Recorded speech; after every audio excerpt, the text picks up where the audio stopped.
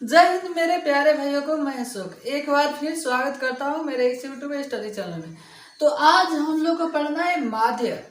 और माध्य आज पढ़ने के बाद आपका एक भी माध्य से किसी प्रकार की ऑब्जेक्टिव और सब्जेक्टिव क्वेश्चन छूटने वाला नहीं है। तो आप वीडियो में लास्ट तक बने रहेंगे हमारे साथ, ठीक है। तो चलिए चलते हैं, स्टार्ट करते हैं बिना लेट के हुए। और हाँ, यदि आप हमारे चैनल पे नए हैं तो वीडियो को लाइक कर दीजिए, चैनल को सब्सक्राइब करके वीडियो को शेयर कर दीजिए अपने यार दोस्तों और चाहने वालों के साथ। तो चलिए चलते हैं, स्टार्ट करते हैं।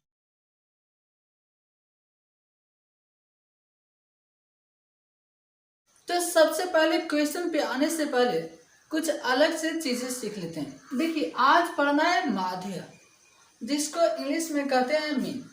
तो सबसे पहले माध्य की परिभाषा समझते हैं।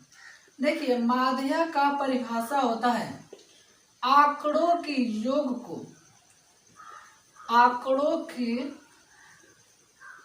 योग को आंकड़ों की संख्या से, आंकड़ों की संख्या से भाग देने पर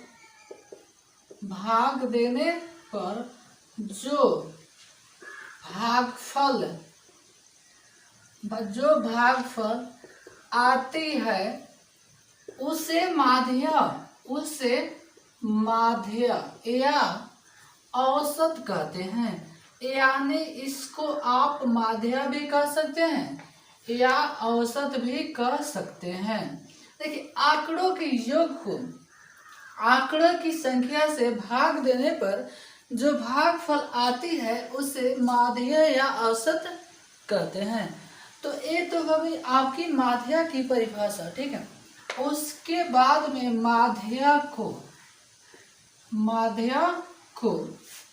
ए या एक्स पर बार, ठीक है, एक्स पर एकड़ी से व्यक्त किया जाता है। जैसे मैं पूछूं कि माध्य को किससे व्यक्त किया जाता है, तो माध्य को ए से व्यक्त किया जाता है या एक्स डैश से व्यक्त किया जाता है, ठीक है। ए माध्य को इससे व्यक्त किया जाता है। अच्छा, एक चीज और समझिए, माध्य, अब बात हुआ माध्य की सूत्र। तो देखिए, माध्य की सूत्र होता है अंकों की योग और बटा अंकों की संख्या। अच्छा, अभी तो समझ में नहीं आया, ठीक है। अंकों की योग और बटा में अंकों की संख्या। जैसे कहने का मतलब मैंने दे दिया, ठीक है, जैसे मैंने दे दिया 2, 5, 7, 3, 8 का माध्य बताओ। यानी माध्य भी कह सकता है चाहे औसत भी कह सकता है। तो मैंने अभी पढ़ा अंकों की योग और बटा में अंकों की संख्या। तो मैंने इसको क्या करेंगे, सबसे पहले जोड़ देंगे। अंकों की योग का अर्थ हुआ जोड़ दीजिए। तो 2 + 5 + 7 + 3 + 8 और बटा में 5। काहे कि इसकी संख्या कितनी है, 5 है। अब इसको जोड़ेंगे, 5 तो 7, 7 7 14 और 14, उसके बाद में 3 17 और 17 और 8, 17 3 20 और 5 25, यानी 25/5। तो 25/5 को हम लोग जैसे 5 से भाग देंगे तो इसका आंसर हो गया 5, यानी इसका माध्य हो गया 5, ठीक है। ये तो कुछ नमूना है, चलते आगे बढ़ते हैं।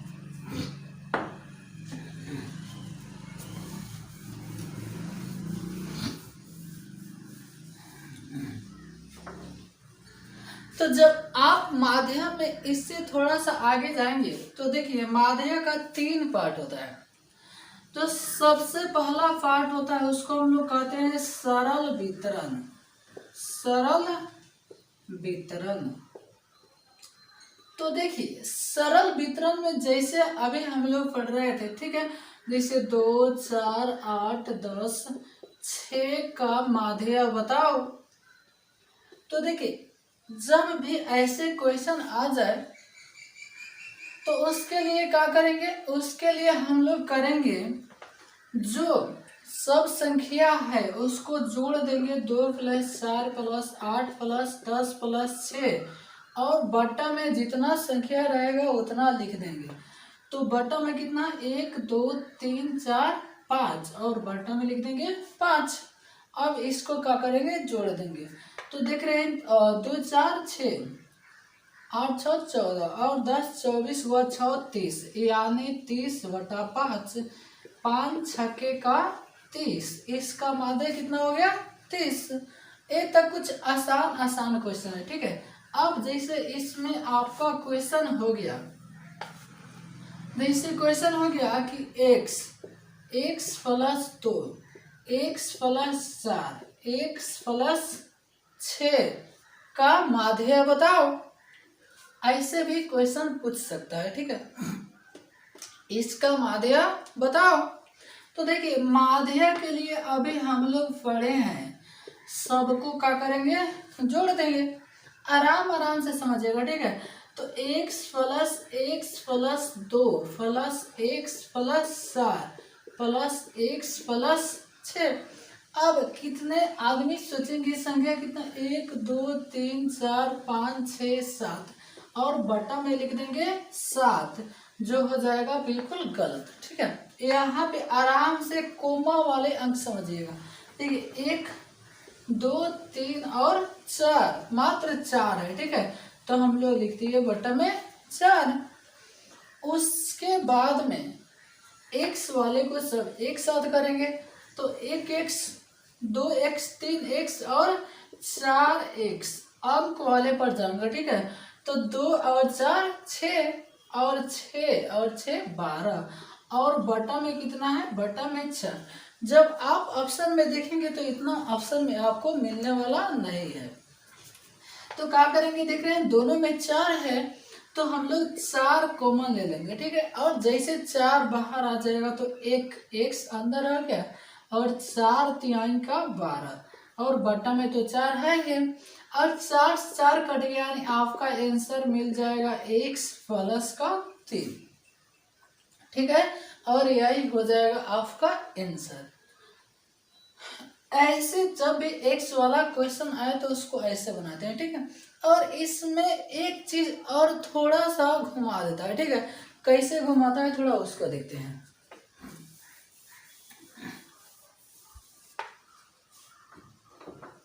इसमें एक चीज और घुमाता है, जैसे आपको क्वेश्चन पूछ देगा, क्वेश्चन पूछ देगा 8 हो गया, 6, 4, 5, x 3, 7 का माध्य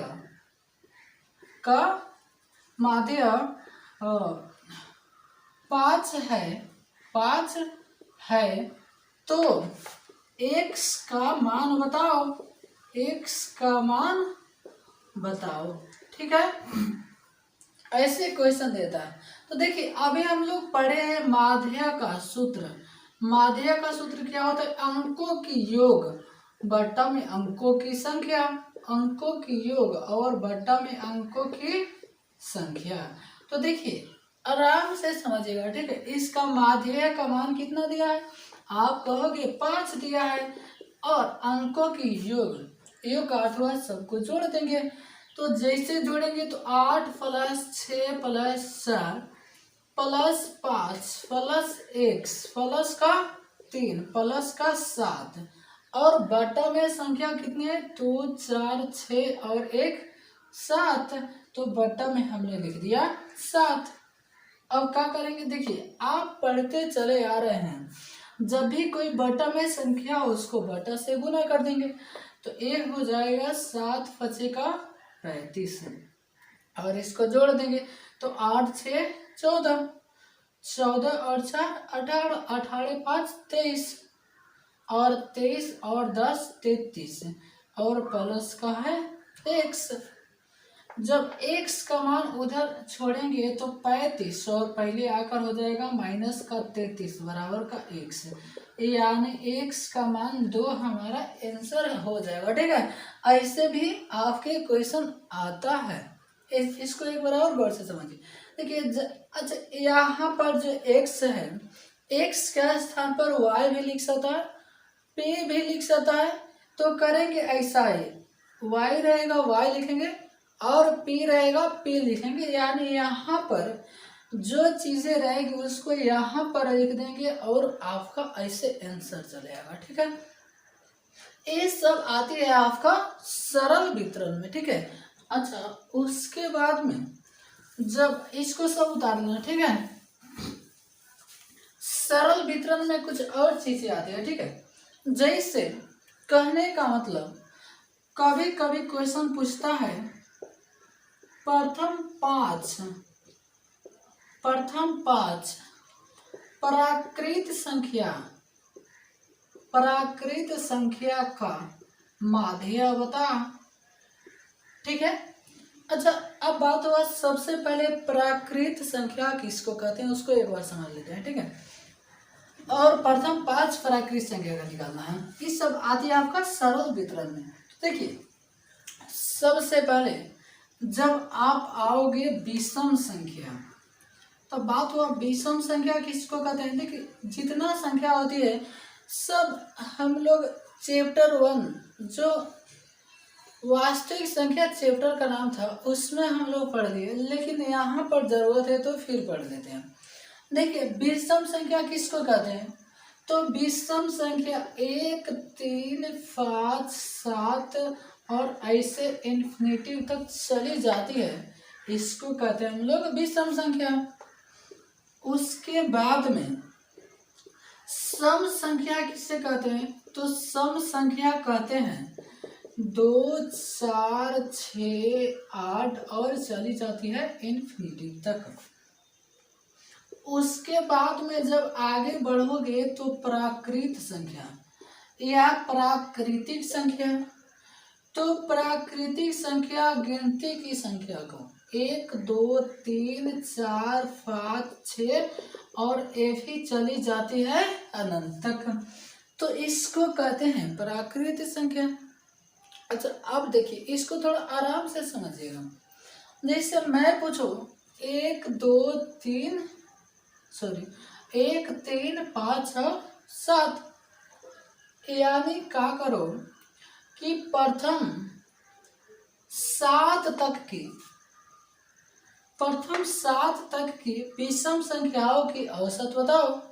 तो आप क्या करोगे, प्रथम 7 तक की, 7 नहीं, ठीक है 7 तक की, तो आप क्या करोगे सब जोड़ोगे, यानी 5 7 5 12 3 15 और 15 1 16 और 16 को क्या करोगे अब 4 से भाग दोगे तो हो जाएगा 4 चौका 16 और आपका आंसर आ जाएगा 4।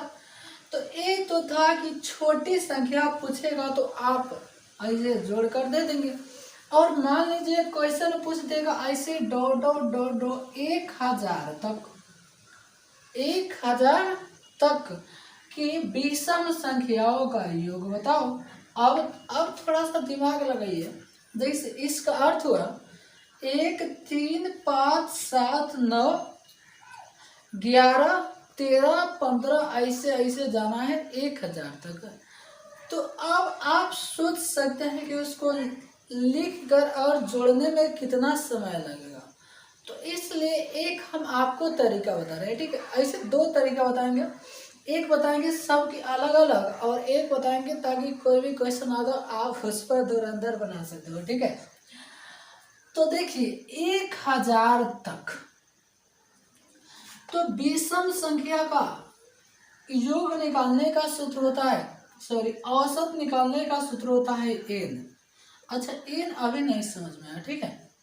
तो इसे थोड़ा सा समझ लीजिए। जैसे कहने का मतलब 1 2 3 4 यानी 4 विषम संख्या का औसत निकाले तो हमारा आंसर कितना आया था 4। तो वही जितना विषम संख्या होगा उतना ही आंसर हो जाएगा। ठीक है, तो इसलिए एन अच्छा नहीं पढ़ा रहे, ठीक है। एन यानी विषम संख्या का योग औसत निकालने का या माध्य निकालने का सूत्र है एन। अब तो आप उड़ा सकते हैं, ठीक है। अच्छा ये हुआ कि अच्छा सबको पहले हम लोग समझ लेते हैं, तब सब पर क्वेश्चन करेंगे, ठीक है। सम संख्या के लिए सूत्र होता है जो होता है आपका n प्लस 1, ठीक है। और प्राकृत संख्या के लिए होता है n प्लस 1 बटा का 2। चलो एक बार और समझो, ठीक है। विषम संख्या के लिए जितना संख्या है उतना आंसर हो जाएगा। सम संख्या के लिए जितना संख्या है उसमें 1 जोड़ दीजिए, और प्राकृत संख्या के लिए जितना संख्या है उसमें 1 जोड़कर और 2 से भागा दे दीजिए, ठीक है। अब इस पर जा रहे हैं क्वेश्चन करने, इसको हटा दे रहे हैं, नीचे सब एक जगह लिख देंगे। देखिए यहाँ पर हम लोग लिख लेते हैं सबसे पहले, ठीक है। पहला था आपका विषम संख्या जिसका सूत्र था n, उसके बाद में था सम संख्या जिसका सूत्र था n प्लस 1, और उसके बाद में था प्राकृत संख्या जिसका सूत्र था n प्लस 1 बटा का 2। देखिए जैसे विषम संख्या मैंने लिख दिया 1 3 5 7 9 इतना था, ठीक है। और मैंने पूछा कि इस जो 5 विषम संख्या है इसका माध्य बताओ।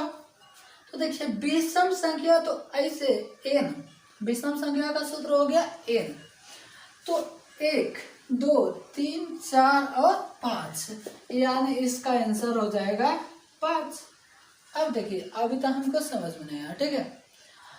तो आप क्या कीजिए, सबसे पहले वाले तरीका से सब जोड़कर और जितना संख्या है उससे भाग दे दीजिए, तो संख्या है 5। और जब मैंने इसको जोड़ा तो 9 7 16 5 21 और 4 25, यानी 25 बटा कितना हुआ 5, यानी इसका माध्य ऐसे भी हो गया 5। तो ये तो छोटी संख्या था तो हम लोग कर लिए। अच्छा एक चीज और बताओ, ठीक है। जैसे मैंने लिख दिया 1 3 5 7 और 9, और मैंने पूछा कि इसमें कितना संख्या है, तो आप देखकर बता दिए कि संख्या है 5। अच्छा एक चीज और बता, ठीक है। जैसे मैंने पूछ दिया 1 से 10 तक, 1 से 10 तक में कितने विषम संख्या है, तो 1 से 10 तक में अभी देखे थे 5 विषम संख्या, जो 10 से है वो विषम संख्या नहीं है। तो इसको कैसे ज्ञात करेंगे कितना विषम संख्या है, तो जितना संख्या है उसमें 2 से भाग दे दीजिए, तो 2 5 का 10, यानी 1 से 5 तक विषम संख्या कितनी होगी 5, ठीक है। और जैसे मैंने पूछ लिया 1 से 50 तक विषम संख्या कितने हो गए, तो अब तो आप बता सकते हैं बटा में 2 करेंगे और 25 दूनी का 100, और हो गया हमारा आंसर 25, ठीक है। अच्छा एक चीज और बता, 1 से लेकर 100 तक कितने विषम संख्या होगी, अब तो आप थोड़े अंदर हो गए हैं, ठीक है। बटा में 2 करेंगे और विषम संख्या हो गया 25। अच्छा 1 से लेकर 1000 तक विषम संख्या कितने हैं, तो अब तो आप बिना देखे ही बता देंगे, यानी 500, ठीक है। अच्छा अब तो आप समझ गए होंगे, यानी जैसे मैंने क्वेश्चन पूछ दिया कि 1 से लेकर 1000 तक, 1 से लेकर 1000 तक विषम संख्याओं का माध्य बताओ। तो 1 से 1000 तक विषम संख्या कितने हो गए 500। देखिए जो 1000 है विषम संख्या नहीं है, जैसे 1 से 10 तक पूछा तो 10 तो आपका विषम संख्या नहीं है। अच्छा वही मान लीजिए पूछता कि 1 से लेकर 999 तक विषम संख्या कितनी है, आप तो फंस जाते हैं। देखिए एक जो है 2 से करने वाला नहीं है, तो इसमें क्या करेंगे, अपना से एक जोड़कर, जब भी देखिए जब भी विषम संख्या आए तो उसमें एक जोड़कर और उसको 2 से भाग दे देंगे तो हो जाएगा 500। ठीक है। अब देखिए क्वेश्चन जैसे आ गया 1 से 1000 तक, 1 से 1000 तक विषम संख्या का माध्य बताओ। तो विषम संख्या हम लोग पढ़े शुद्ध एल, तो कितना आया 500, और यही आपका आंसर हो गया। ठीक है। तो देखिए अब तो आप विषम संख्या पर किसी प्रकार से क्वेश्चन आएगा तो उसे हटा सकते हैं। देखिए अभी आपको कुछ ऐसे बोर लगता होगा, लेकिन हाँ इतना समझ जाओ। ठीक है। तब देखना किताब की क्वेश्चन करेंगे तो आपको कितना आसान लगेगा। ठीक है। उसके बाद में जब सम संख्या पर आते हैं, ठीक है, तो सम संख्या 2 4 6 8 पहले इतना से सीखते हैं। ठीक है। तो सम संख्या के लिए हम लोग देखो सबसे पहले कोई संख्या हो इसका माध्य निकालेंगे, तो सब जोड़कर और जितना संख्या उतना से भागा दे देंगे। तो 8 6 14, 14 4 18 और 2 20, यानी 20/4, यानी इसका माध्य हो गया 5। अच्छा जब आप इससे निकालोगे तो कैसे निकालोगे, तो देखिए 2 4 6 और 8, तो 2, अच्छा इसका आंसर आया है 5। तो 2 4 6 और 8। अच्छा पहले संख्या बताओ कितना है, तो आप कहोगे संख्या 4 है, तो बस करना है कभी 4 में 1 जोड़ देना है और आंसर हो जाएगा 5। तो ये हो गई आपकी सम संख्या के लिए। ठीक से देख रहे हैं जैसे क्वेश्चन पूछ दे। अच्छा एक चीज और हमें बता। ठीक है। जैसे मैंने पूछ दिया कि 1 से, ठीक है, 1 से 2 तक सम संख्या कितनी है, तो 1 तो सम संख्या नहीं है, यानी सम संख्या केवल 2 है। अच्छा एक चीज और हमें बता। ठीक है। 3 और 4, 1 से 4 तक सम संख्या कितनी है, तो 3 नहीं है न 1 है, यानी सम संख्या 2 और 4 है। तो अब आप क्या समझे, यानी जितना भी अंत में संख्या रहेगा उसको हम लोग 2 से भागा दे देंगे और जो आएगा वही सम संख्या होगी। जैसे मैंने पूछ दिया 1 से लेकर 10 तक सम संख्या कितने होंगे, तो आप 2 से भाग दे देंगे और सम संख्या कितना हो गई 5। और जैसे क्वेश्चन पूछते 1 से 10 तक सम संख्याओं की योग बताओ, तो सम संख्याओं की योग 5 + 1 6। लेकिन सावधान, 1 से 10 तक पूछेगा तब ही आएगा 6, लेकिन क्वेश्चन पूछ देगा प्रथम 10, प्रथम 10, तो 10 जब पूछेगा इसका अर्थ हुआ 10। ठीक है। जैसे 2 4 6 8 10 12 14 ऐसे 20 तक। ठीक है। जब आप यहाँ से यहाँ तक आएंगे तो हो जाएगा प्रथम 10, तो ऐसे पूछेगा तो इसमें कुछ नहीं करेंगे, केवल 1 जोड़ देंगे। तो प्रथम 10 सम संख्याओं का माध्य हो गया 10। ठीक है। अच्छा जब ये तो आपका हो गया ऐसा ही क्लियर। ठीक है। जब प्राकृत संख्या पे आओगे तो ठीक है, तो प्राकृत संख्या 1 2 3 4 5। ठीक है। तो इसमें तो करना है कुछ नहीं, ये तो छूटने वाला नहीं, यानी सीरियल से लगातार होती है। ठीक है। तो जैसे आपका पूछ दिया 3 तक, 3 तक की प्राकृत संख्या का माध्य बताओ, तो n + 1/2, यानी कितना है 3, तो 3 + 1/2 यानी 4/2, यानी आंसर कितना हो जाएगा 2। यानी कहीं ना कहीं इसका माध्य निकालेंगे तो इसका आंसर 2 आने वाला है। तो देख रहे 1 2 3 और 3 3 6, और 6 को 3 से भागा देंगे तो 3 दूनी का 6 आंसर होगा। ठीक है। ऐसा हो कितना बड़ा रहा है 1000 तक 2000 तक, जैसे क्वेश्चन एक दे दिया। ठीक है। क्वेश्चन दे दिया 1 से 1000 तक की प्राकृत संख्या का औसत बताओ। तो प्राकृत संख्या के लिए तो जानते हैं हम लोग 1000 प्लस 1/2 और एक हो जाएगा आपका 1001 और बटा का 2। जब 2 से भाग दिए 2 पचे 10, 0 0 और फिर 2 पचे का 10 और यही आपका आंसर हो गया। ठीक है, यह आपका आंसर हो गया इतना। अच्छा, अब बात हुआ कि इस सूत्र तो हम लोग याद नहीं रख सकते हैं। अब याद नहीं रख सकते हैं तो एक बिना सूत्र के इस पर जितना क्वेश्चन आता है सब क्वेश्चन को आप कर लेंगे। ठीक है, थोड़ा सा एक चीज समझिए।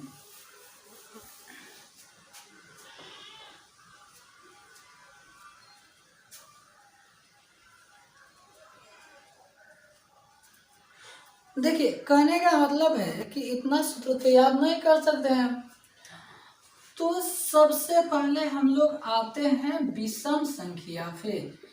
विषम संख्या जैसे मैंने लिख दिया 1 3 5 7 और 9, और जब इसका विषम संख्या निकालेंगे तो कितना है 1 2 3 4 और 5, यानी इसका आंसर कितना आने वाला है 5। तो देखिए, कोई भी संख्या उसका माध्य जब लगातार दिया रहेगा तब सूत्र है पहली संख्या प्लस अंतिम संख्या और बट्टा का 2। देखिए, ये जो सूत्र है आपका किसी भी संख्या के लिए है, पहली संख्या प्लस अंतिम संख्या बटा का 2।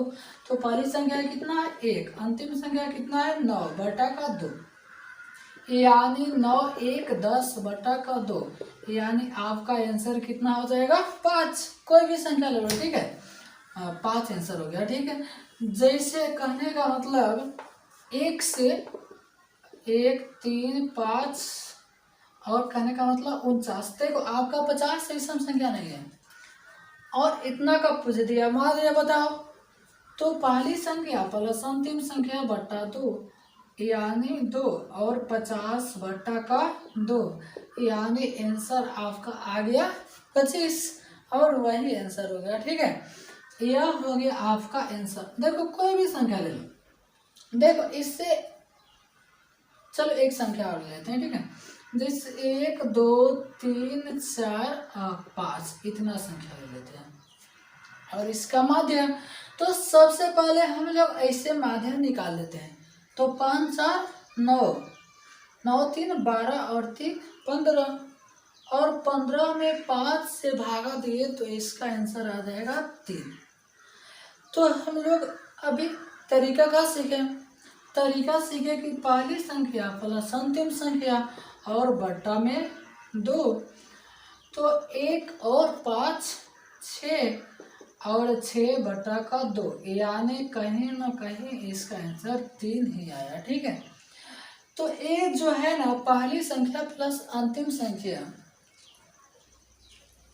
से और बटा में 2 से आप कोई भी लगातार संख्या का निकाल सकते हैं माध्य। देखिए, इससे क्या फायदा होता है, इससे यही फायदा होता है जैसे क्वेश्चन आपका दे दिया। ठीक है, कि क्वेश्चन दे दिया 11 से 63 तक। ठीक है, 11 से 63 तक सभी सम संख्या का माध्य बताओ।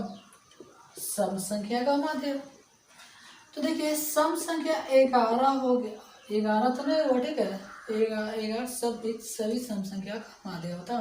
ठीक है, तो 11 तो सम संख्या होगा नहीं, यानी इसमें 12 होगा, 14 होगा और डॉट आगे तक हो जाएगा 62 तक, इतना सम संख्या हो गया। ठीक है, तो हम लोग तरीका का सीखे हैं, पहला प्लस अंतिम बटा का 2, यानी 12 प्लस 62 और बटा का 2, यानी ये हो गया आपका 74 और बटा का 2, यानी माध्य हो जाएगा 37। इसका अर्थ हुआ 12 14 16 18 20 ऐसे 62 तक लिखकर और जब माध्य निकालेंगे तो आपका आंसर हो जाएगा 37। ठीक है, एक चीज और, जैसे क्वेश्चन 51 से 187 तक, ठीक है, 51 से 187 तक सम संख्या, ठीक है, यहाँ सम संख्या छूट गया, सम संख्या का माध्य बताओ। तो देखिए 51 तो होगा नहीं, यानी ये हो जाएगा 52, और इधर आएंगे तो 187 तो नहीं होगा, यानी 186, यानी जिसके अंत में 2 होती है वही सम संख्या होती है। 2 नहीं, 2 की गुणनखंड, 2 की पहाड़ा होती है, ठीक है, 2 4 6 8। तो देखिए 52 186, तो हम लोग कहा जानते हैं, दोनों जोड़कर और 2 से भागा दे देंगे, तो ये हो जाएगा 8, 8 5 13 की 3, 1 1 2, और बटा का है 2, 2 1 हम 2, 2 1 हम 2, और 2 2 9 ये 18, ठीक है, 119 हो गया, और यही आपका हो गया आंसर, ठीक है। ऐसे में आप निकाल सकते हैं। एक और क्वेश्चन लेते हैं, उसके बाद में आगे बढ़ेंगे हम लोग।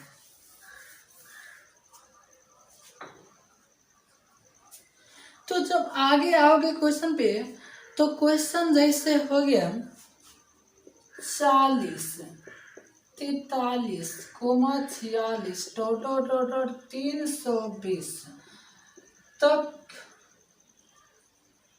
माध्य ज्ञात करें, ठीक है। अच्छा पहले ये समझो कि ये लगातार है कि नहीं, तो 40 3 43, 43 3 46, यानी लगातार संख्याएं जा रही है। तो इसके लिए हम लोग क्या जानते हैं, पहला प्लस अंतिम और बटा का 2, तो 40 प्लस 320 और बटा का 2, तो इसको जब जोड़ेंगे हो जाएगा 360 और बटा का 2, यानी 2 1 हम 2, 2 8 16, और हो जाएगा 180, ठीक है, 180, और यह हो गया आपका आंसर, ठीक है। ऐसे आप निकाल सकते हैं। अच्छा एक तरीका और सीख लीजिए, ठीक है। जैसे मैंने क्वेश्चन पूछ दिया कि 45, 42, 58, 55 की माध्य बताओ, इतना की माध्य। तो देखिए एक तो आप तरीका जानते। अच्छा सबसे पहले बताओ कोई लगातार संख्या है, 45 42 58, कोई संख्या लगातार नहीं है। तो इसको आप क्या करेंगे, इसको आप क्या करेंगे, सब जोड़कर और 4 से भागा देंगे। और देखिए उससे कुछ आसान पड़ जाता है कि इसके लगभग आसपास में देख लो कौन संख्या है। तो आसपास में मैंने देख लिया, जैसे 50 है, आसपास में संख्या हो गई 50। अच्छा सबसे पहले इसको जोड़ेंगे तो कितना होगा, ऐसे पहले देख लीजिए। तो 8 5 13 2 15, 8 5 13, 13 2 15, 15 5 20 की 0 हासिल 2, और 5 2 7, 7 5 12, और 12 4 16, और 4 20, यानी 200 और संख्या भागा देंगे 4 से, तो आंसर हो गया 50, यानी इसका आंसर हमारा आया 50। तो कहने का मतलब मान लीजिए कि इसके आसपास में मैंने कोई संख्या जैसे 50 मान लिया, तो जो संख्या है सब में से 50 को माइनस करेंगे, तो 45 में से 50 माइनस करेंगे 5, 42 में से करेंगे माइनस का 8, 58 में से करेंगे प्लस का 8, और 55 में से करेंगे प्लस का 5। अब इसको काटेंगे, देखिए कट गया, -8 + 8 है, यानी जो हमारा आंसर 50 माने हैं वो सही माने हैं। अब बात हुआ कि सर इसको आप दूसरा कुछ आप कैसे जान गए कि आंसर 50 आएगा। कोई बात नहीं है, इसको आप 51 भी मान सकते हैं, ठीक है, 51 मान लीजिए, 55 यानी इसके आस पास है। तो कहने का मतलब अब ऐसा ही प्रत्येक संख्या से घटाएंगे। तो जैसे आप 45 में से 51 घटाएंगे -6, 42 में से 51 घटाएंगे -9, 58 में से 51 घटाएंगे हो जाएगा आपका +7, और एक 55 में से 51 घटाएंगे +4, सर तो ए हो गया 9 6 माइनस का 15 और ए हो गया 7 4 11, यानी कहीं ना कहीं -4 मैंने अधिक ले लिया है। तो -4 का अर्थ क्या हुआ? अच्छा, संख्या कितना है? 4 है। तो संख्या 4 है, इसका अर्थ कि प्रत्येक संख्या में मैंने एक ज़्यादा ले लिया है, और प्रत्येक संख्या में एक ज़्यादा ले लिया, इसका अर्थ हुआ कि माध्य भी एक ज़्यादा ले लिया है। तो आपका आंसर 50 आने वाला है, और एक संख्या हम लोग घटा दिए, ठीक है। तो ऐसे भी आप निकाल सकते हैं, या आप कुछ भी लेकर मान बैठा सकते हैं, 51 50 45 55, ठीक है। तो आपका आंसर सही आने वाला है, ठीक है। ऐसे में आप कोई भी क्वेश्चन को जो सरल वितरण होता है उसको आप बना सकते हैं, ठीक। देखिए, कहने का मतलब सीखने के बाद अभी हम लोग किताब से क्वेश्चन करेंगे, ठीक है। तो चलिए अब इसको चलते हैं, मिटाते हैं।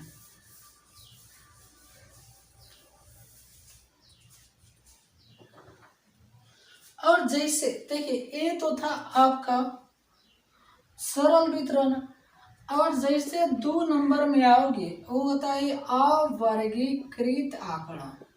अवर्गीकृत आंकड़ा, तो देखिए अवर्गीकृत आंकड़ा में कैसे कैसे क्वेश्चन रहता है, ठीक है। तो देखिए अवर्गीकृत आंकड़ा में ऐसे क्वेश्चन रहता है, यहाँ पर आपका रहता है चर मान, ठीक है। चलो छोटा सा हो गया, यहाँ पे होता है चर मान और नीचे रहता है बारंबारता, ठीक है। चर मान के स्थान पर कुछ भी लिख देता है, जैसे फलों की संख्या, कलमों की संख्या, ऐसे लिख देता है, ठीक है। तो चर मान जैसे हो गया यहाँ पर 2 5 3 1 7 और 3 और 8 2, और कह दिया कि इसका अब माध्य बताओ, ठीक है। तो देखिए, इसके लिए हम सबसे आसान तरीका आपको बता रहे हैं, ठीक है। सबसे पहले ऐसे 2 लकीर खींच लीजिएगा, और एक में लिख लीजिएगा चर मान, उसके बाद में बारंबारता। एक चीज और समझिए, ठीक है। तो चर मान होती है उसको x से लिखते हैं, और बारंबारता को हम लोग लिखते हैं f से, ठीक है।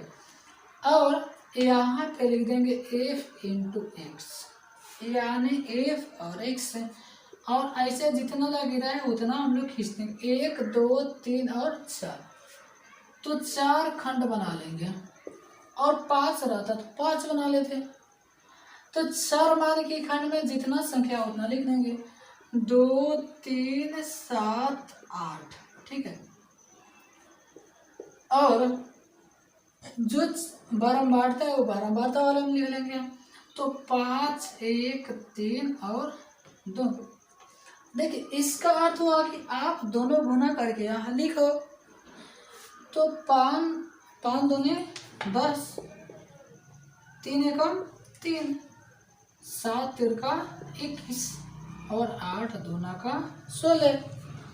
अब इसका अर्थ हुआ कि इसको जोड़ दो, तो यहाँ पर f है, तो इसको लिखते हैं सिग्मा f। अच्छा, सिग्मा का अर्थ क्या होता है? देखिए, सिग्मा का अर्थ होता है योग, तो जितना f है सबका योग यहाँ लिखो, और यहाँ लिखते हैं सिग्मा f x, यानी जितना f x की योग है उसको यहाँ पर लिखिए।